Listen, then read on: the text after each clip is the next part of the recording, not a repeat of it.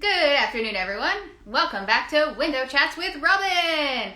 And now's the best part where I get to kill time before Cari comes on. We have Cari today. So, thought of the day. Why is it crazy cat person and not crazy dog person? I'm curious. But Cari's already here, so I can't, gotta move on, get serious. Here. Huh? Maybe. Waiting.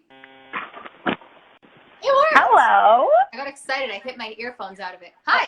Hi. Let me just. Oh, I'm just in my chair here. How you doing? Adjust my face. All right. Why does my head look so ginormous? Anyway, it's all good.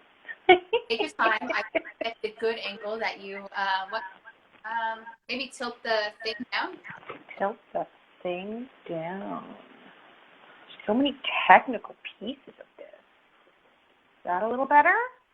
That it. Why is my? Oh, I don't think these are working anymore.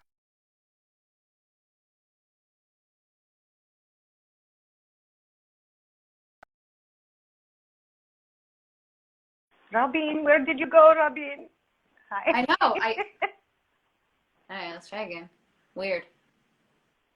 Is this working? I can hear you, but it's a bit. You through here, but I can't hear you. Yeah, you can't hear me? I can hear you. Okay, I'm gonna take these out. That was fun. All right. Hey. Maybe I should take mine out too. No, it's okay. Let me see if. Well, now I can't hear you. Nope. I can't hear you. Hang on. Can you hear me? I feel like my grandmother. This Can is you hear me? amazing. Everything's okay. I can hear you now. Okay. Beautiful. Let's do that. Woo, we were trying to be so cool. We had our technology and we were ready. Okay. I was ready, man. I was appreciate ready. that. How are you? How's your window? It's okay. It's looking okay. I didn't fully open the blinds because the lighting is not my friend on these things. So okay. That's okay. We got it half open. How are you? I like your clock. I like your clock. Thank you. Yes. We debated putting a clock in here, but we have a clock and it tells our friends when they should go home. In the days when we could have friends over. It tells them when they should go. My husband was like, because this used to be our dining room. My husband used to say, we shouldn't put a clock in the dining room because then people are aware of the time and think that they have to leave or something. And I was like, I think you're thinking way too much into this. I mean, you say that, but I can argue both sides. Yeah. I understand that because I'd be like, oh, I stayed here too long, but you can trick them into staying longer. Exactly. Oh, you got a fan here. I don't know who Vintage Ashlyn. I don't know either, but thank you, Vintage Ashlyn. That's so nice. I can't read English anymore. That's okay. Is it okay? It's concerning, but I'll forgive you. Okay. So, let's just get down to it. Let's discuss something very exciting that happened this morning. Mm-hmm. Something was launched. Okay. So my crowdfunding campaign for my new film has launched on Indiegogo, and the link is in my Instagram. I don't know if it's in my Instagram description. I'll have to link it there. The page's description. So the film is called Demonstration Sport. Yes, I did, Vintage Ashley, and I said your user. My film, it's a short film. It's a mockumentary called Demonstration Sport, and it's about a woman, moi, who is a mom who her dream is to become the first gold medalist in the new Olympic sport of competitive napping. So we do have an Indiegogo campaign going on right now. It just started this morning. Papa Chulo Levy joined. Oh my goodness. One of my favorite people in the whole world. Oh, okay. Now we have to be good. Okay, be cool. Yes. Be cool. Yes. So yeah, we've launched our campaign. We're super excited to bring this film to everybody. I think it's going to be hilarious. We have an amazing director, Monica Mustelier, and we have a cast. We have a whole crew happening, and it's the first short film I've done and written. So I'm very excited. And I think it's going to be a good time. I think it's going to be a fun time. Napping, I think we should stop the nap shaming. No, in your honor, I took a nap today. But unfortunately, I was very unsuccessful at it, and I ended up just sleeping longer. I don't know how you mastered the art. Okay. What is your nap in your head? Yeah. What is a nap? How long? Okay, so there are various kinds of nap. First of all, you have to train, and my character Amy has a coach, a napping coach. I'm not kidding. This is a sport. This is not just a fluffy little thing.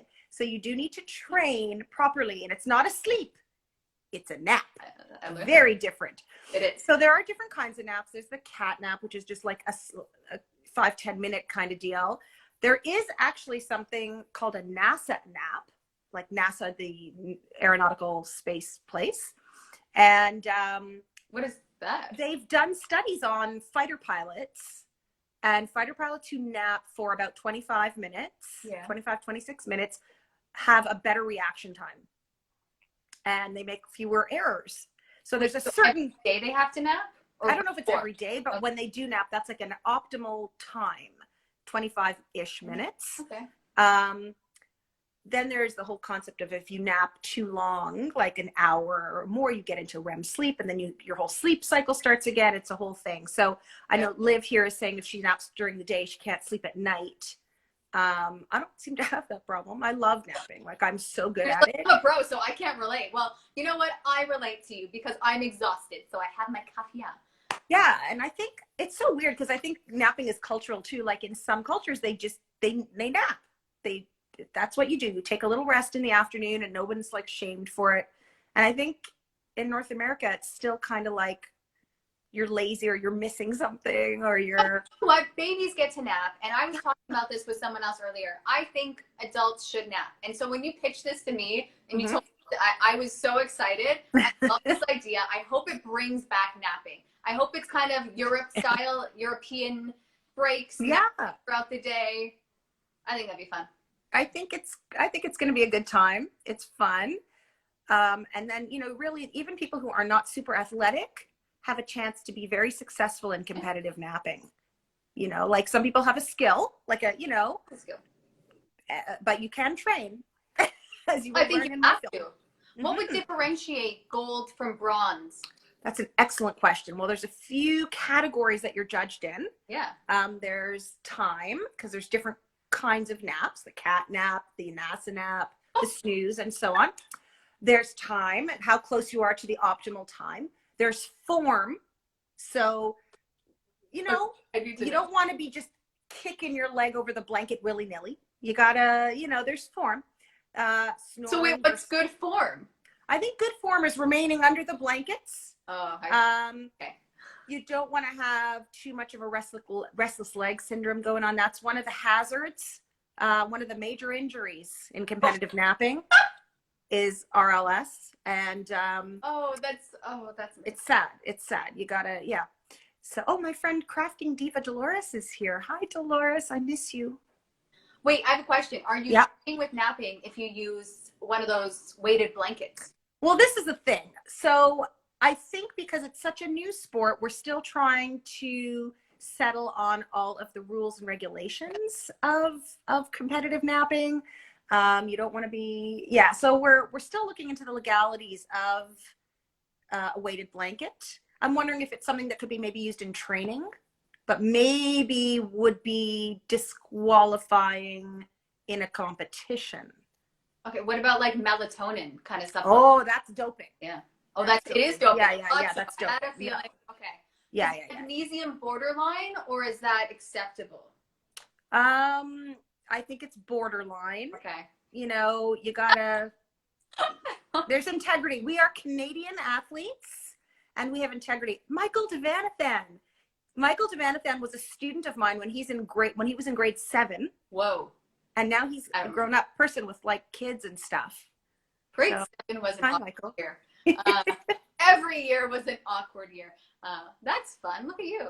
I love when people say they're in class. I love that so much. I'm like, cool. I'd like to think that we're teaching in a way. So we are teaching. Now, I am a teacher. I'm not in class right now because it's my lunchtime. So that's why I'm able to do this with you now. I love it. But yeah, I'm a teacher as well. So you have how did you get to teaching? I'm curious about that. So I don't know. I was the kind of kid who loved her teachers. I had a really good educational experience. Nice.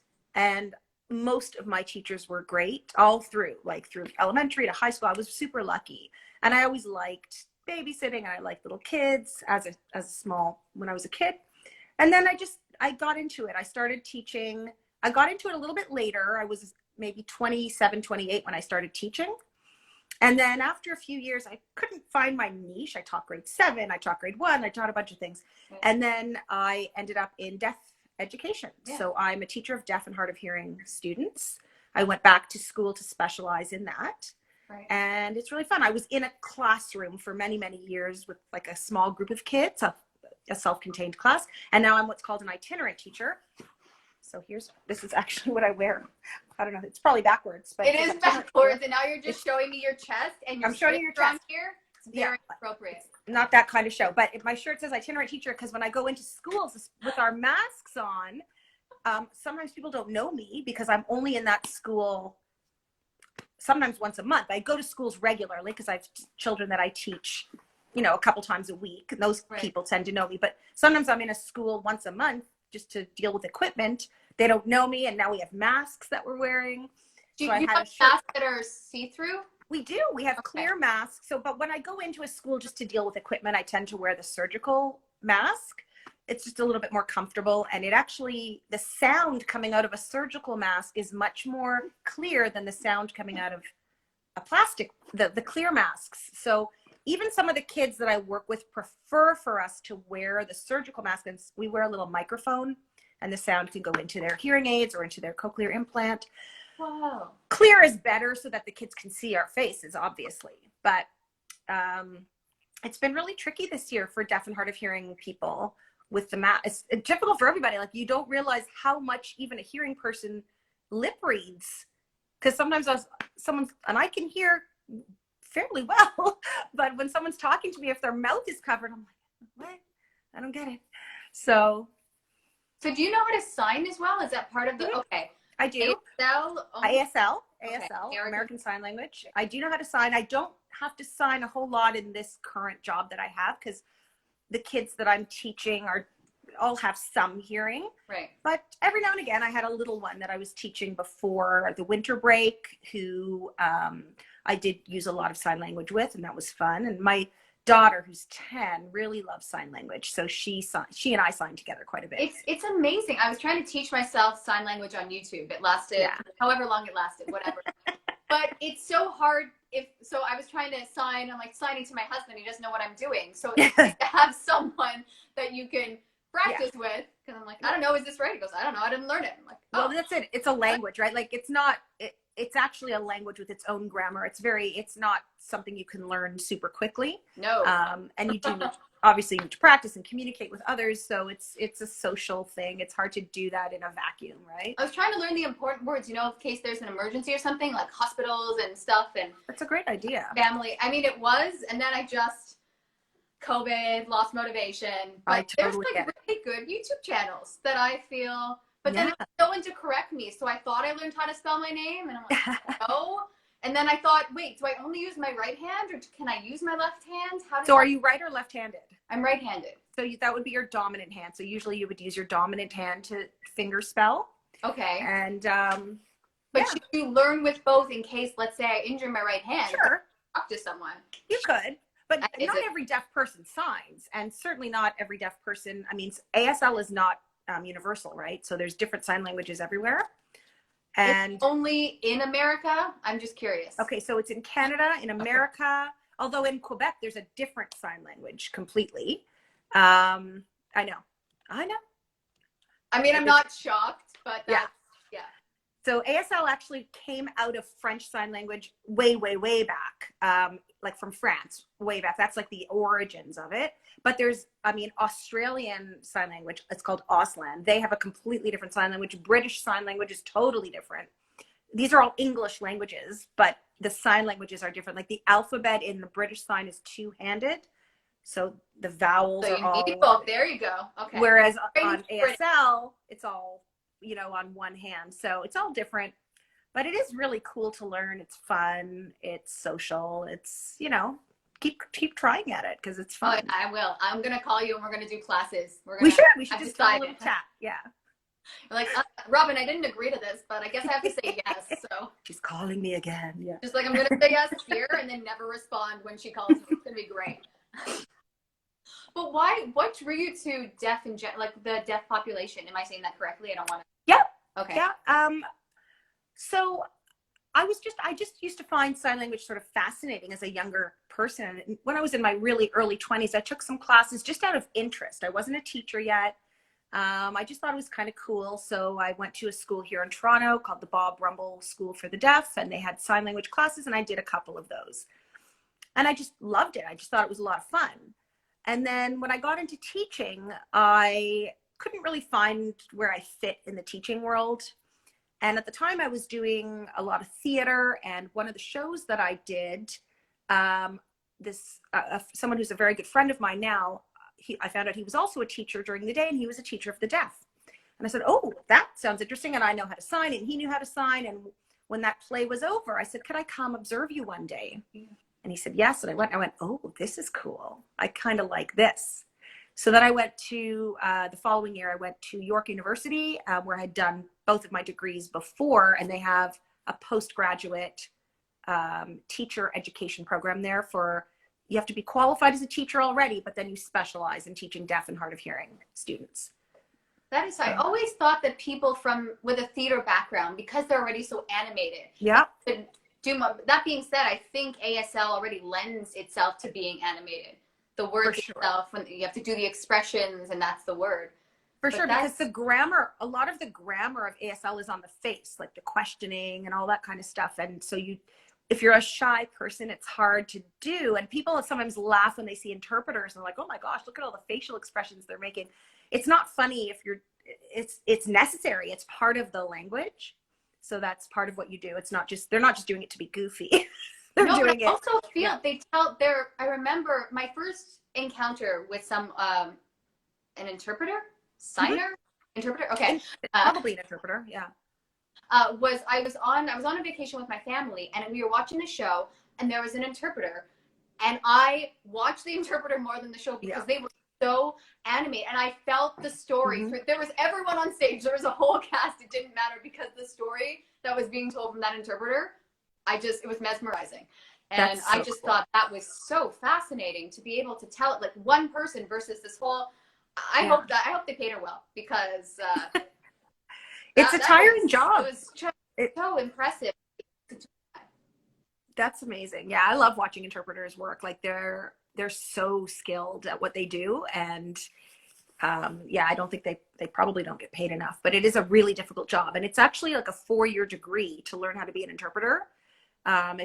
It's a pretty intense program, and it's a very highly specialized, like I'm not an interpreter. I can sign a little bit. I can have a conversation with somebody, but interpreting is its own specialty.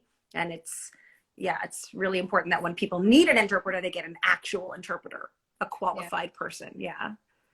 The one thing that I want, if I ever became an interpreter, I would wonder, what if I just don't like what's being said? And I hate that I have to interpret everything. But again, that's with language, right? But I always wonder, what's it actually translating to? And then they spell out the words if it doesn't fully translate. But there's such a power. I think there was a movie about the interpreter. I don't remember. I don't know. I'll have to look that up. I guess it's like any of those professions where you would there's probably a professional code of conduct, and you have to follow it. And if there's something like, you know what's funny though, when you're listening to something, let's say it's and I watch the news, and as the interpreter, and you're hearing this, and it's like, oh my God, what is this garbage? But you have to, it's a neutral, okay, I'm just going to deliver the news without having an opinion. And I think I find that so challenging, because I would have okay, fine, here you go. Yeah, that must be really difficult to just kind of put your own biases aside, right? And just interpret. But that's what they do. They're professionals, so that's what they do. Yeah. I think anyone that can do sign language, or even just work with it's just, I was so impressed when you sent me your bio. I'm like, you do this? What? It was so impressive. You're like, by the way, I do this, and I'm also doing a movie and whatever. It's a short film, but it's still like my thing. Like it's really, you're doing. I think I'm at this. age where I want to be doing things, and I'm starting to learn that you can't wait for people to invite you to do things and to create things, because it's not going to happen. Yeah. Maybe it happens for some people, but it's not happening. And a few very wise friends have said, look, you just need to make something. Like, I've been writing, I'm an actor as well, but it's COVID time and auditions have been few and far between. And, you know, I'd love to be working on some really cool Canadian shows. And there's so many wonderful things happening here in Toronto. And I'd love to work on many of the things that are going on right now, but it's not happening right now. Maybe it will. I'm not saying it's never going to, but it's a quiet time for me as an actor. So I started doing some writing, and I thought, oh, this is kind of cool, because then you don't have to wait for someone to let you be creative. You can just go, all right, it's time now to do something. Yeah. And then some very wise friends said, you got to make something. You got to make a film. You got to do it. And I didn't know how to do it. I'm learning like tons. And people are just giving me advice. People are putting me in touch with the right people, and the team that I have working with me for this film, they know what they're doing. So I have to trust in their professionalism and their expertise and their knowledge, and they're teaching me as we go along. And it's okay to not know everything. I'm going to learn as I go. And then hopefully I'll be able to share that information as we go along. Right. So yeah, it's just kind of cool. Yeah, it's scary at the same time, though. You're like, okay, there's so much I don't know. What if I make a mistake? But then you know what? You're still trying, and you learn from this one, and you move on from there. So, yeah. Yeah. Yeah. Oh, someone's asking if I can teach sign language, and I'm not an instructor, unfortunately. Like, if you want to learn sign language, first of all, the best place to learn sign language would be through somebody who's deaf, like at a school for the deaf, or a class where they're teaching you sign language. It's always best to learn directly from the source, and the source would be someone who uses that language all the time. So my very first sign language instructor was a deaf woman, and it's always better. So look at wherever you live, look in your city, and there's always people and classes that can teach you these kinds of things. But yeah, like back to the creative thing. I want to try.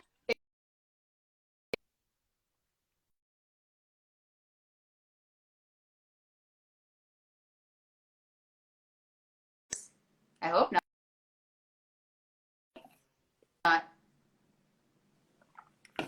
Okay, you're back. Okay. You kind of froze for a second there. I tried to change to data because I was getting choppiness at one point, and I thought, I don't want that for you.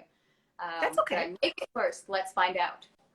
But it's like your thing that you're doing, like this window chats with Robyn. Like, you're not waiting for someone to say, Robyn, here's a talk. You can come and host a talk show. You're not waiting for someone to do that. You're just doing it. So I think that's awesome. I think it's like inspiring. A talk show format. I had no idea. I'm just talking to people. When you messaged me and you wanted to chat with me, I'm like, people want to do this? I thought everyone was just, yeah, I guess we'll entertain her, whatever. No, I was so impressed. And I'm like, how do you get on this show? It made my day. It probably made my week, honestly. I was just like, people want to be on this? This is so cool. It was very exciting. So thank you for the story. No, it's so funny because I was like nervous to text you or email you. I was very nervous, and then I thought she's going to go, yeah, you're not really the kind of person we're looking for. So we all have our own like insecurities and our own stress, right? Well, it was because I think I only met you once in person when we did that with Sean, the Lucky 7 web series. Lucky 7 web series. And I met you once. You seemed very nice. I think you got my humor. Nice. So, like, yeah, she's cool. Okay, I came on for one day. Bye. Never see anyone again. And then I'm like, I have you on the Facebook. Oh, yeah. And then I'm like, she's doing cool stuff. She's in a commercial. She's shoveling snow. I shoveled snow. Yeah, that was fun. That was my first union job. So I had done a couple of things that were non-union. And then I got this home hardware commercial, and it was a union thing. And it was really cool. It was really fun to shoot that commercial for 2 days. I got to shovel a lot of snow. At first it was fake snow. Okay. In the beginning it was fake snow. And then once I was tired and it had been 11 hours into it, then they put down the real heavy stuff. that order makes sense. Okay. That's how they did it. And you start. So what is the audition for that one? Is it they had a shovel? What were they looking for? I don't know. You never know. Okay. You never know. Yeah, there was a little bit, there was sort of an improv because there's no lines in these kinds of things. So basically you're just looking for, they were just looking for whatever look they want. And it's hard because you don't want to, it's hard to not get a job. And most jobs you go for, you don't get. Oh, like it's really rare to get hired and to book the job. But. Did you know you would book that one? No. Okay. I find that happens. I'm like, this one? Really? Yeah, no. I had no clue. So I don't remember if there was a shovel in the room or it was like a broom or something like that we had to pretend was a shovel. And then they wanted us to do something like just, you know, feel like confident about your shoveling. Like you were kind of like a shoveling superhero and whatever. And you never know what they're looking for. And what I'm trying to get my like feeble little brain around when I'm auditioning is, it's not that they're rejecting me when you don't get the job. It's that they've chosen someone else. Mm-hmm. And it really has nothing to do with me. You say that. I've seen commercials I've auditioned for and I go, oh, that's what they were going for. Didn't not know that. Yeah. Totally, and it's like, Mark. And I think from an acting perspective, probably a lot of people who show up for these things can do the acting job of it. And it's like, you either look the right way or you don't look the right way. And this is how I look. There's not a whole lot I can do about this. It is what it is. So if I'm the kind of look you want, you'll hire me. And if I'm not the kind of look you want, you won't hire me. But it's so hard to not take it personally and to say, oh, I would have been amazing at that. And I really want to work so hard for that production or whatever. Like I'm fun to work with and I get along with everybody and like, it would be great fun. But you have to remember, like, they're just looking for their actor. They don't care. It's not that they don't care, but it's like, they're not looking to like make a new friend. Yeah. I think the hardest thing that I learned, I don't know if this ever happened to you. I didn't know you could book a commercial and then not make the final cut. That was news to me. Yeah, that would be hard. What? It was, that was new. Like, okay, so I get the session fee, but not the buyout fee. I'm like, I did a commercial where I think it was for some kind of a mobile phone company. But it was American. So I only saw it very briefly and it was a long shoot. It was like 2 days. That's long. And I think at the end I saw like a corner of my leg or something. Like I wasn't really in the commercial at all. And it was like a long, arduous, and there were lots and lots and lots of people there. It was like this big crowd, business, whatever. But after you watch it, you're like, okay, I'm excited. I remember this scene. I remember the restaurant. I was there. And you're like, yeah, I'm not there. Oh, well. I was like, no, if you just pan to the left, oh, you edited me out. Okay, cool. Yeah. Right. Yeah. That's why it's good that you're doing this and that I'm doing my movie so that we don't have to wait for people to allow us to be creative, right? Yeah, next year this time, you're going to have an award-winning film and I will have a talk show. That's what's Won't that be fun? And then I'm going to come on your talk show and talk about, I'll bring my like new little award. I'll wear like a little medal and I'm going to come to your talk show. For winning the gold in napping and for the film. Okay. Yep. Two awards. Yeah. For napping. The film would be this big, the award, I mean. I want it to be bigger. I want the award to be, you know, like you have to struggle to lift it up. You don't know where to put it in your house. I'm going to have like a little cart just for the award. Just for the award. Wheel it in.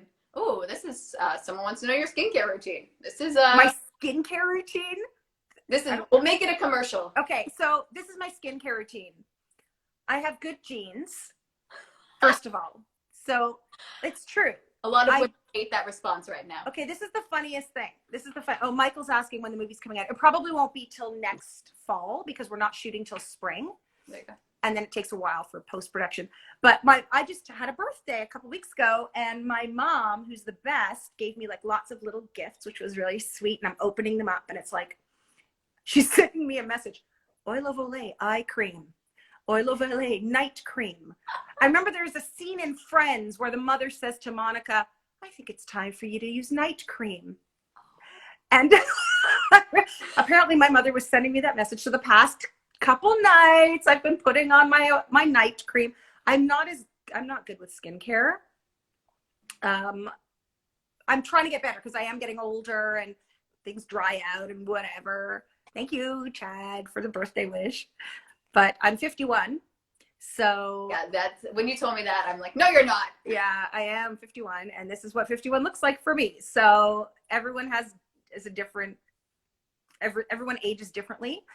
I used to toy with the idea of like hiding my age. That's not the age that I act in the sense of like when I go for acting roles. They're not sending me for the 50-year-old mom role. I'm still kind of in the mid 30s to mid 40s role. I love that we could go out for the same commercial. I really enjoy that. I like it too. And I refuse to lie about my age. And I know that like in the acting business, I may be shooting myself in the foot, whatever. This is me. This is like, no one believes you're 51. There's a lot. Like, she's saying I look 34, and I actually go for my agent, who's like amazing and wonderful, sends me for like 33 to 43. That's my age bracket, sort of. And that's what it is. It won't be like that forever, right? Soon, eventually, I will be starting to look older, and it is what it is. But I'm glad that my agent at least recognizes this is how I look. I know how I look, but I don't feel like I need to lie to people and say that I'm not 51, because I am. And I don't know. I feel like women have a lot of pressure. Age is very weird because when you have to tell them how old you are, I think, well, why does it matter? Mm-hmm. This is how I look. So I do find age weird. And then I find weight weird, but that's just me. I'm like, you don't have to know. It's not relevant to the commercial. Which I get. Oh, hi, Jody. Jody just popped in. I'm an amazing photographer who did my headshots. Jody also does acting. He did like musical theater. Yes. He's so cool. Yeah, he's amazing. He's a very talented guy. And he's like a fantastic photographer. So if you need new headshots, go for Jody. But this whole thing about age and women, and I don't know. And that's part of why I probably haven't been getting that many auditions lately, is because there's maybe women my age or the middle age. We're in the same acting bracket. I get it. It's fine. There's not that many roles right now for like a mom looking type of person, because there's a lot of us. There's a lot of actors like us. A lot of white moms out there. Like, that's what it is. And that's fine, right? And I think we need a lot more diversity than we have. So it's not like, personally, I want the auditions, but I definitely appreciate other people who have been underrepresented getting roles. It's time. Yeah, they don't need another white woman who looks like me. Like, I get it.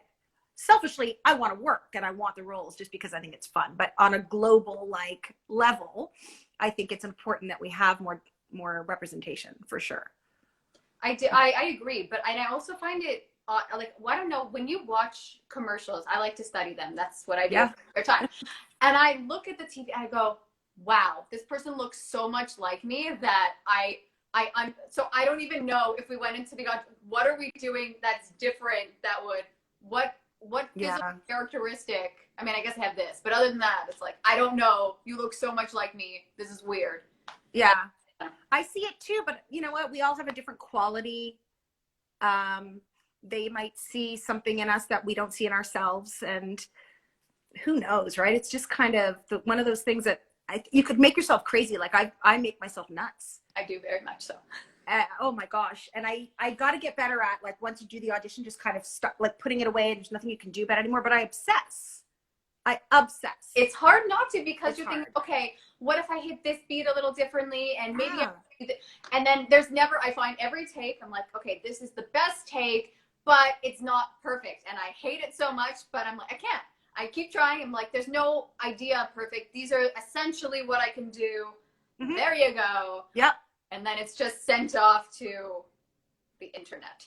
It's sent off, and they look at it, and I always wonder if they're even watching. Like, especially now, we're doing a lot of self-taping, right? So I actually think they watch all of them, and I commend them for that, because there's a lot.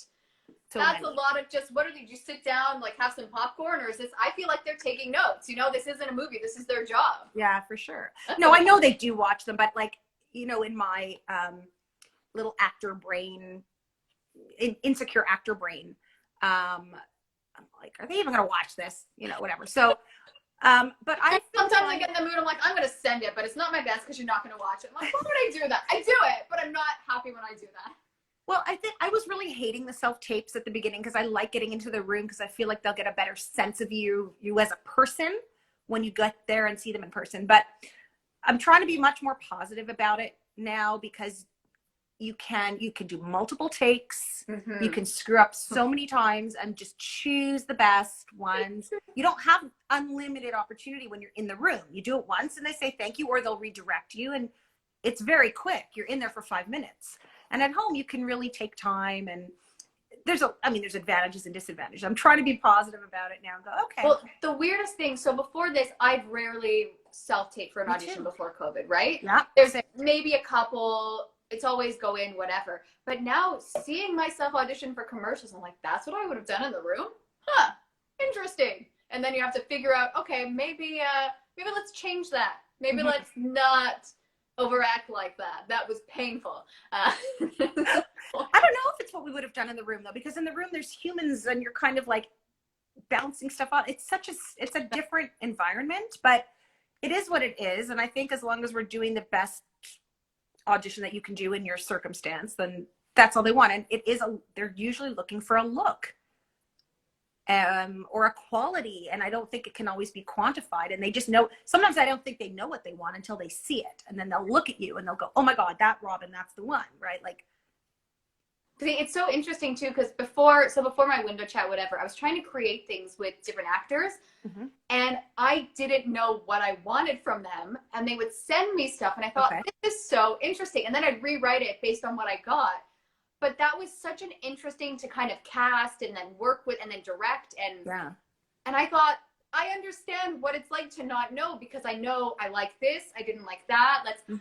And so that was such a weird mind shift. It didn't really help, obviously, because I still wonder what I'm doing wrong. But that being on the other end, like, did you personally cast everyone in your short film? No, how did that work? I didn't. So we're doing it through the actor co-op program. So actors are acting unions. So everyone who's acting in it has to be part of that union. So there's a wonderful actor named Cynthia Crowfoot, who's actually also one of our co-producers. And she has made a couple of fantastic short films herself.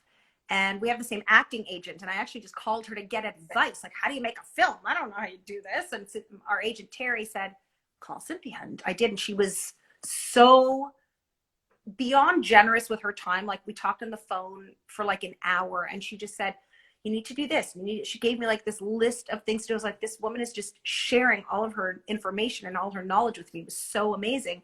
And she liked the script. So now she's going to be acting in it as in the film. She's going to be the scientist, which is amazing. Yeah. Cynthia's like, she's so great. There's a scientist for napping. There's a scientist. Well, this is no joke, man. Competitive napping is very serious. Yeah. Cynthia's just wonderful. And like, aside from being crazy talented, and she's just one of the people like that we want to be like, you and I, like, just, she's out there creating stuff and it's really good, and she's putting herself out there, and she's not like keeping it all to herself. She's sharing her information, and that's what I think we should all be doing, which is great. And then I approached a friend who I knew from a long time ago, and I hadn't acted with him in ages. I knew him from ages ago. I called him, said, do you want to be my husband? And he said, yes, please. So I'm so excited to work with him. His name is Dave Lapsley. And I'm really excited to work with him as well. He's really, really good. And then our wonderful director, Monica, she knows this wonderful actor named Amanda Cordner, who's done a lot of work, and she's gorgeous and she's super talented, and she's going to play the coach. So Monica approached her and said, here's this script. Would you like to do it? I've never met Amanda. I've seen her picture. We've communicated. And that's kind of exciting. I completely trust Monica as a director because she has experience. She knows what she's doing. I'm going to trust her creativity and her professionalism to kind of direct us into what needs to happen for this film. So it's also a neat thing to write something and then kind of let go of pieces of it and say, okay, now it's not totally mine anymore. It's like, here, have some of my baby. It's so hard because I find, like, I've written maybe a couple things, and then when I see others perform it, or even when I performed it, I think, I don't know if that's what I was going for. This is interesting. Mm-hmm. I never know if it's what it started off, it's never what it ends up being, that kind of thing. But that process, I find, it just helps shape the next project where, okay, this is kind of, now I understand where to start versus I shouldn't have started there. But I love that you're acting in it too, because you're saying your own words, and that's so cool. That is so cool. And I think that was the appeal of the writing for me at the beginning, was that there are not that many roles. The roles that I was going out for auditions, there's hardly ever any lines. First of all, sometimes it's just, you know, shovel the snow or whatever, which is fine and it's fun, but there's not really a whole lot of acting involved. And that's a skill. Shoveling is hard. Okay. I was born to shovel because I'm Canadian and there's a lot of snow. But I wanted to write so that I could frankly write something for myself, because I want to work and I want to do stuff, and it's hard. There's not that much stuff right now. And do I think I could read someone else's words and do an amazing job on their show? For sure I do. Like I'm completely confident I could do that, but there's also hundreds of other actors in Toronto who can do that. So it's really cool, because I think there are so many actors and writers who are creating their own stuff right now and just putting lots of art out in the world. And like, since COVID, it's like so depressing and it's so frustrating and everything. And I'm just excited to be doing demonstrations for it. And I can't wait to actually, it's a demonstration sport. I love that. I just can't wait to actually do it. And it seems impossible that it's actually going to be a thing that I'll be able to see. There's just, because I'm still at the beginning. It's such a good I love to know, like, what's the pregame nap, you know, that kind of, there's just so many thoughts I have that I'm so excited. I don't want you to give too much away. So I can't give any more away. I have all these, I'm just so excited to see it. And then, like, do they have the beds, one bed at a time? Does everyone share a bed? Is it, you know, anyway, that's what I think about. That would be weird. No, you'll say that, I'm like, contestant shit, no. Why would you share a bed? They don't share. No, you have to have your own bed. I think it's your own bed. But yeah, you're going to have to see it when it's all done. And we're hoping to shoot late May, early June, and it's all COVID pending. But that's the plan right now. It can happen. It's going to happen. Yeah. And so I mean, any support that your many viewers want to share, even if you can't afford or to share money, which is totally. I wasn't laughing at the support. I was laughing at the viewers. But yes, the many viewers. Support. Yeah. So what we would appreciate is if you go to the to my Instagram page, and I'll put the link up there for the Indiegogo page. Even if you just share it on your social media, that's great. If you can afford $5-10, that's amazing and so appreciated. But even just sharing it is so appreciated. And Cynthia's here. Hi, Cynthia. She just missed like the Cynthia show when I was like singing her praises. She'll have to listen back. There was a lot of praise. There was 10 minutes just on Cynthia. It's a dramatic entrance. Welcome, Cynthia's face. Yeah, she's cute. So, yeah, I'm excited about it. It's kind of giving me a lot of confidence too, because there was a thing about, you see these people, they're making movies, of like, who told you could do that? Like, who gave you permission to make a movie? And then I'm like, I could just make these decisions, right? And I think often we don't let ourselves do that. We think that there's some like thing we're supposed to have to, like, we're not a filmmaker, or we're not a this or a that. And it's like, no, I'm just deciding this is what we're doing and we're going to do it. But it's also, I love how your project sounds like it's going to be so collaborative. And I'm learning that you don't have to be just an actor. You can have some input. And I feel that collaborative nature makes the project that much better. And you can see, when I watch things, I'm like, okay, so this went well, and this team wasn't the best together. That kind of vibe. Yeah, that's the cool thing about it, is like just letting other people have their input. And it's like everyone's brain is so different, right? And it's like, oh my God, I never would have thought of that. Like, you know, the director, Monica, gave me some notes on my script, and I was like, oh my gosh, thank you. Because she has more experience than I do in certain things, and she can see things from a director's point of view that I don't know how to see. Right. So just from that, from her reading my script, gave me a lot of good notes. And I have a lot of writer friends and mentors who also read the script and gave me notes. I'm like, okay, thank you. These people have a lot more writing experience, or just life experience. Like, I've given people notes too, and probably I'm saying something they might not have thought of just because of my life experience. So I kind of like that, as you said, like of being collaborative and working with other people. And yeah, it could be kind of, especially now, the whole COVID thing, everything's so solitary. Yeah. And so it's nice to have a collaborative project to work on. I agree. I'm very excited. I want it done so I can see it. Thank you. Great. Me too. Oh, that's so sweet. Thank you. The comments have been just so lovely. And somebody said they were sad because their parents wouldn't let them donate. I don't want you to donate if you can't donate. No.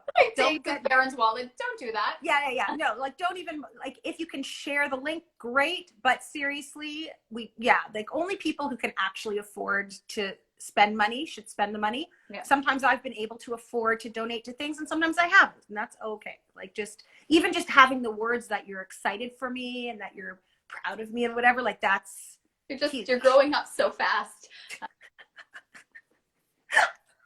You're the cutest. Because I'll tag the demonstration sport too. I don't know. Thank you. Instagram's weird with sharing links, but I'll share. You can't really click on it. I know. I'm learning about Instagram. I'm not so good at it yet.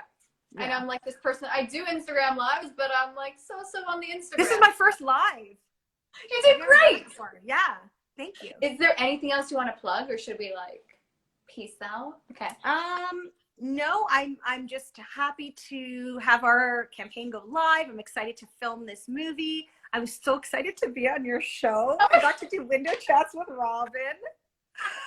And then I'm going to go back to work now. So there you go. This is a really nice way to spend my lunch. Oh, thank you.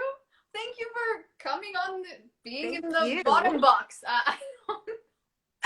Like I feel like you should look up, like in the bring up. Hi, Robyn. Hi. Hi. Okay. Where's my eyeline? Is my eyeline? Okay. I know, this is the thing. I have to do that. Well, thank you. And I'm so excited for your show. And I can't wait to see your next guests that you have on. I like to pop in and see what you're talking about. It's always fun. Thanks. I have no idea what I'm talking about. I kind of just go with it. Great. I liked the riff of the nap. I appreciated that one today. I'm going to make sure that I put the link on my personal Instagram page, and it's on my Demonstration Sport, the film Instagram page. Very cool. So I'll put the link for the Indiegogo on both of them. Right now it's just on the film page, but I will go now and put it on my own personal. Or even the Facebook. I don't know. I have a Facebook page, Demonstration Sport. If you just go at Demonstration Sport, the film, that's, I have a Facebook page, and yeah. And you can follow me on Twitter. I'm at Cari Teacher, C-A-R-I, teacher, all one word. You can follow me on Twitter there as well. And that's Twitter. it. Not ready for Twitter yet. That's another thing. There's too many things now. There's too many things. A lot. Now there's Clubhouse. I can't do. I just started with the Clubhouse, and it's kind of cool, but I can't figure it out yet. So, yeah. What is happening? I don't know. Okay. All right. Well, thank you for having me. I get into this voice. Oh yeah, thanks for coming. All right. And this is where I don't know how to sign off, so I'm gonna do an awkward. I know, bye. me neither. Ciao. Okay. The long goodbye. The long goodbye. Well, thank you so much. Have a great day. We'll talk soon. Sounds good. Bye. Bye.